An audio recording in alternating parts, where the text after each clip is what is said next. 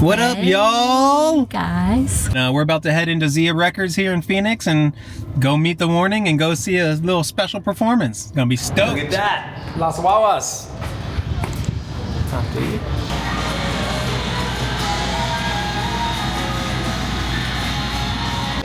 Okay, I'm here with Ian. Look at what he's got ready to go. Me too. Yep, and look at how close we are. Okay, so I think he's got a really good chance, Ian does, of getting picked, right? They send you that. You don't have to be in that then. Yeah, like really big. I don't know. Yeah. Yeah? You have like a social stuff. You have like a... Yeah, supposed to use it. That is so cool. Y'all, we are right here. I think I'm gonna just reach out and pluck Ale's bass for her. Save her fingers for tonight. This is where they're mixing from, where they're adding on the reverb, and those are their settings. What do you say? Sounds good. You good? Yeah. Good with that? No pressure. TheWarning! Yeah! TheWarning! Are we ready? All right, everybody. How you doing here, Phoenix? Zia Records, making some noise. This is some old school stuff. That's the reason I loved radio when I started this. Things like this don't happen too often. So we owe these ladies a whole lot more than what we're going to give them. So double down on what you were going to do for noise, because this doesn't happen too often. I love this group. They want to start with a song. What do you say? We do that first? All right. All the way from Mexico, ladies and gentlemen, it's TheWarning.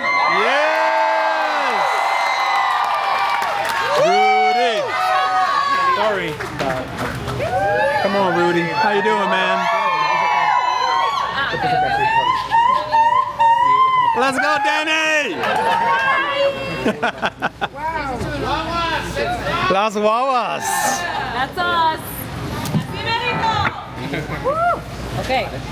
Go get it. Hi, everyone.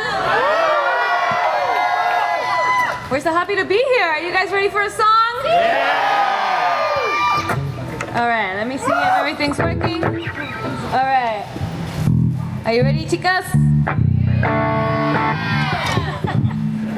I love that everybody answered. Okay. You got it? Okay. I was about to sing the second one. How does it go? There we go. 1, 2, 3, 4. Help me now, cause I only debate when I see the problem staring straight at my face. I wanna kiss it, make it my own. Wanna take the color till it's faded and gone. Waiting just to feel alive. Yeah. Me. I was like, Come on, man. Yes. I was like, this chord is not. It's part of what we do, guys. Part of what we do. It's all good. More genuine. Good thing. Gracias, gracias. Hey, there we go. There we go. 1, 2, 3, 4. Help me now, cause I only debate when I hear the problem staring straight at my face. I wanna kiss it, make it my own. Wanna take the color till it's faded and gone. Waiting just to feel alive.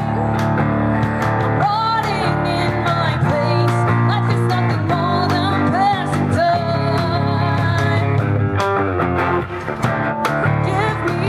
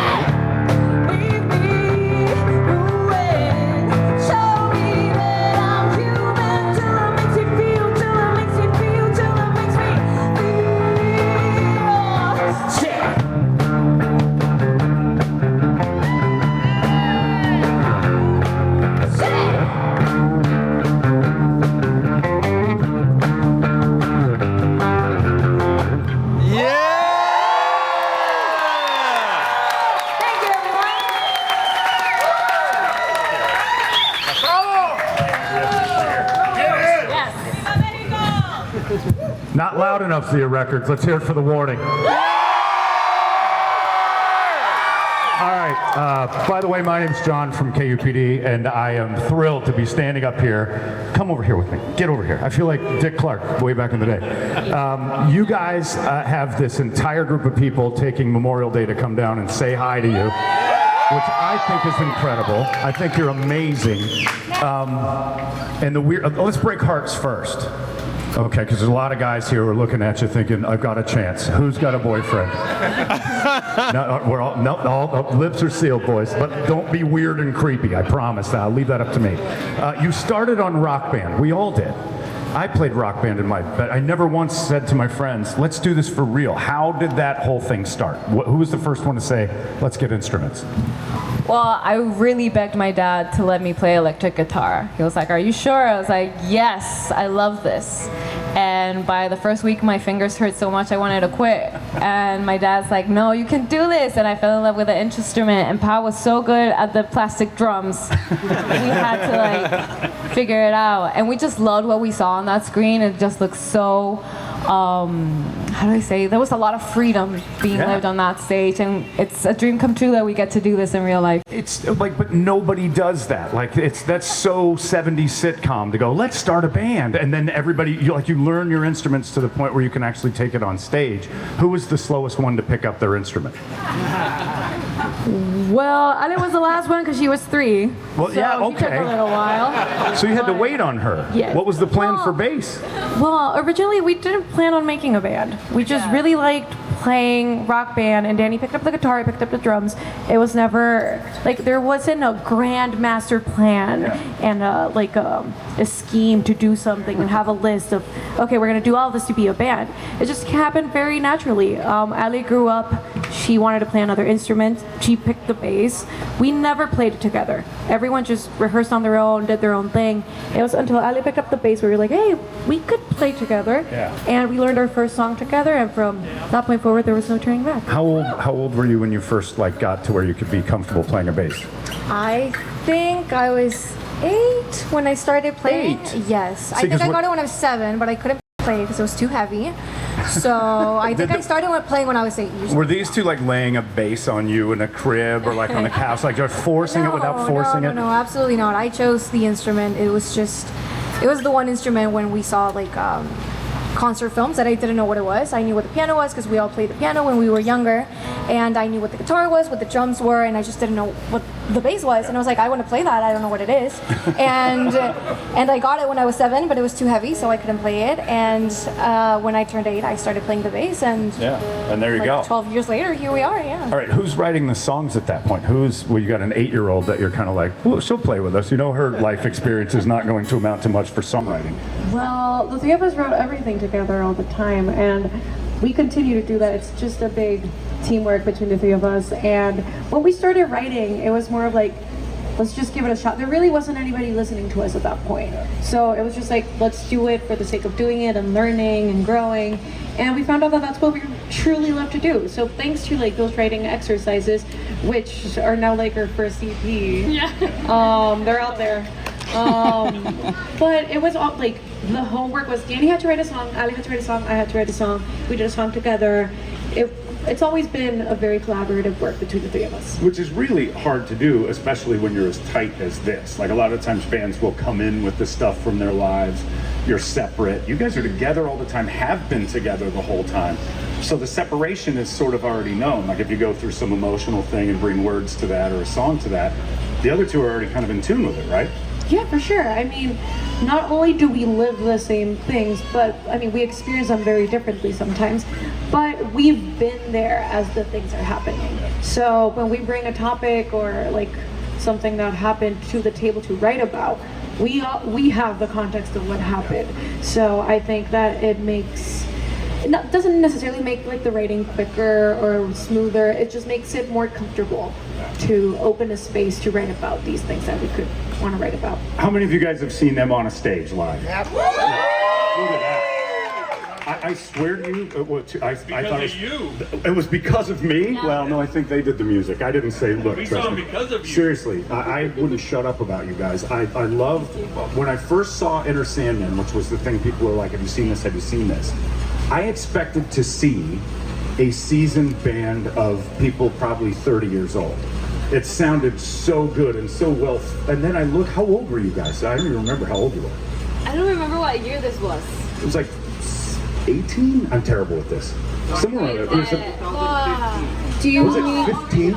Oh, the original Paubell. Oh yeah, the one that kind of popped on the internet where everybody knew who you were. 2014. So I 14. was 14. You were like 4. You were this many. She just did this many. I think I was like 13, maybe. When I saw that on the video, I'm like, this can't be real. Like, this has to be the first AI thing ever. And then I saw you guys a few years later live. You were like the second band or first band on our U-Fest. And I stood out there knowing I loved a couple of the songs and then watched 3 people. Honestly, I said this to them backstage, who I thought were about 6'6", 6'7". You guys grew on stage, you were huge, kill an entire stage of seasoned pros, and make me say they stole the show. That's happening a lot to you, and these people are all attributed to that. What is the most rock and roll thing that's happened to you since this all began? What's the one thing you're like, oh my God, I kind of expected it, but that's a thing? Oh my God. That was rock and roll Like meeting thing. somebody or having some sort of an event. Well, Like rock and roll to me, it's like right now, like touring and sleeping on a bus. Yeah. That was kind of something Everything that you was very think it crazy. was it beautiful? Right now it's beautiful because we have a bus, but when we started out, it was kind of like a whole process of getting to the bus. So that process felt very rock and roll. It was like you're lifting yourself up by the bootstraps and like going in a van or going into a bandwagon and you start climbing up these steps. So right now that we're at the bus level, You're in the bus. yeah, that feels nice. Yeah, most people ambition. Get to the bus. The bus is huge, but who's the biggest pain in the ass on the bus? Did you each have a different answer? That would be great. I wouldn't say pain. Who's the messiest? Rudy. Well, Rudy's the worst. Rudy takes a punch for no reason. What did Rudy do to deserve that? That's a family thing, you're protecting, right? And making sure. But none of you have a habit where you're like, all right. Do you ever scrap? Sister scrap sometimes. Ever roll around like just throwing hands? No? Everybody loves each other. oh yeah. We've I was never like, what's fought. scrap? Man. Never. Never. Like this? Well, don't fight like that. You're going to lose every fight. Physical fights, never. Okay, no kidding. So you guys get along almost too well to where I'm questioning whether or not any of this is real. besties. Yeah, Yeah, we're that's good- we're awesome. good. And you guys have plans to dominate the planet, I assume? Yeah, it's part of it. You forget, because your name's been around for so long, how young you all are. The oldest one is 26. Yes. Youngest is, that's you. The youngest 21. You were 3 when you started, which is cool. Did you ever worry that she was going to be influenced by something that would take you a different direction? Because there's that 6-year gap of music. If you're interested in rock and she comes up and she's bringing, you know, like Jonas Brothers CDs to the party, you never know what your influence might be crazed. You know, worry, never. No? Never. Because that's what makes us special. If we have different tastes, it all comes into this big mix of, you know, making music. So everything that we listen to just makes us who we are. And we all love Jonas Brothers. They're great, they're great. So yeah, It wasn't that much of a I problem. don't hear a lot of Jonas Brothers when you guys play, but maybe. What's your kind of your secret that you listen to that you're like, oh, this is one I'm a little like. Like, I don't have a guilty pleasure because I'm not guilty about it. I really enjoy it, but K-pop is something that people usually wouldn't expect us to listen to. But yeah, we talk about it all the time, and the music you listen to, like, will obviously influence you in some way or another. I think the way that it influences us is to just like explore more. K-pop is really crazy what they do musically, so sometimes we like take some leaps that we normally wouldn't take in the rock genre just because we listen to it. Based on the influence. Yeah, that's cool. Who do you listen to when you were growing up? Growing up, well, it was what my parents were listening to, which was like Queen, AC/DC, Pink Floyd, Muse, Jonas Brothers in the mix, yeah. Montana. Yeah. What about you? Same? Same thing. Everybody kind of grew up around the same deal. Around the same. So, and one that your parents listen to that you're like, never want to hear it. Oh, I don't don't wanna think hear I heard it. that. Mine's Christopher Cross. My mom wouldn't stop listening to Christopher Cross. If I hear it again, I will kill someone. I have no idea. No? Nobody has ever asked us that, but I really don't have an answer. I really enjoyed everything. You liked it all? Yeah. It seems impossible, but I'll take your word for it. And guess even that's if we somewhere don't in there. like something, I feel like we can appreciate it for what it is. Like, But I really can't don't think- remember anybody like spamming one song for me to be like, stop it. Yeah, me neither. All right, you guys want to do another one? Yes! Ready to go? Let's get these ladies back up here to do what they're doing. Ladies and gentlemen, let's hear it once again for TheWarning.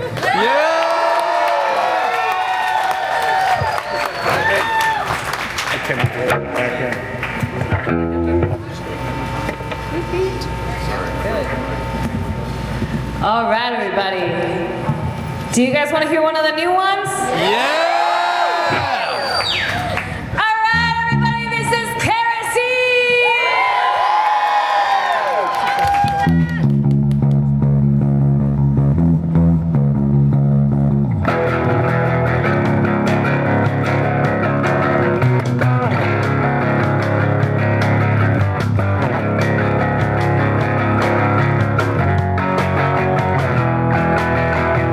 I know you're trying so hard. I know you wish you were me. You're so kind of whatever. You wear it on your sleeve. I think I know what to hide.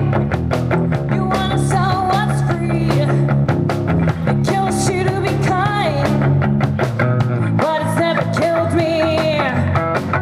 I'll say it once, won't say it again. Look in my eyes when you're talking to me. It came out of your mouth, don't try to pretend. Look in my eyes when you're talking to me. Straight down for me, I see right through you. Spare kerosene, you know you want to say what to me. Oh, show me your teeth when you're talking to me. I know you fall asleep with me on your screen. You got soap in your mouth, but you'll never come clean. I'll say it once, won't say it again. Look in my eyes when you're talking to me. It came out of your mouth, don't try to pretend. Look in my eyes when you're talking to me. Straight down for me, I see right through you. Spare kerosene, you know you want to say what to me. Oh, show me your teeth when you're talking to me. All right, everybody, let's get this party started. Here we go. 1, 2, 3. You rip my hair, my style, my dreams. I swear you copy everything you try to write. The songs I sing, it makes me sick. Straight down for me, I see right through you. Spare kerosene, you know you want to say what to me. Oh, show me your teeth when you're talking to me. My hair, my style, my dreams. I swear you copy everything you try to write. The songs I sing, it makes me sick when you're talking to me. When you're talking to me. When you're talking to me. When you're talking to me.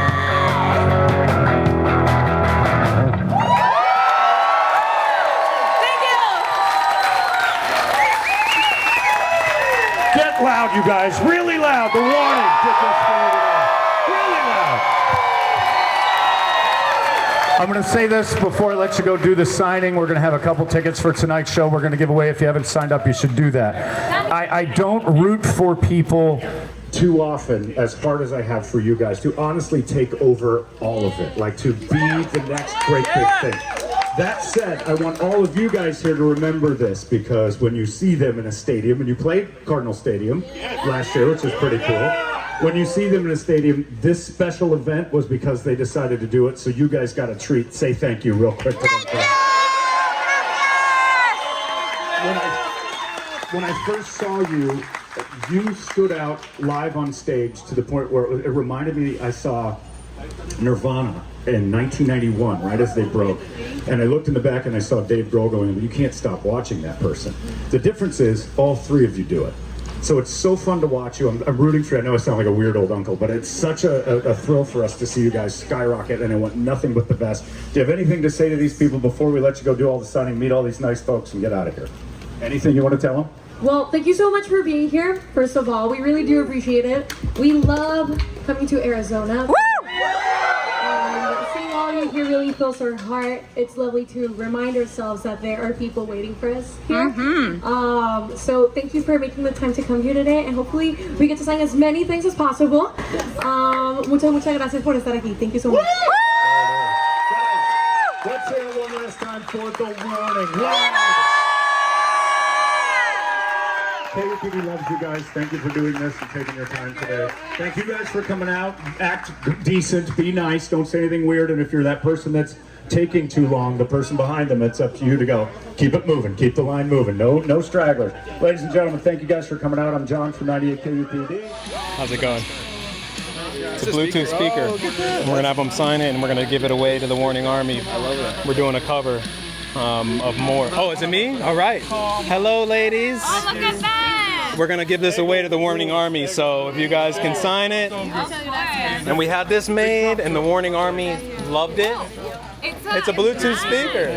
And so we donated $500 to Vamos, a Mexican children's charity. Because we couldn't sell this, but the Warning Army wanted it, so we made it available, and all the money went to Vamos, so children's musical charity. Thank you, ladies. Thank you so much. All right, thanks everyone. Appreciate you coming in. Once you're done, Thank you, guys. Your YouTube guys. Yes?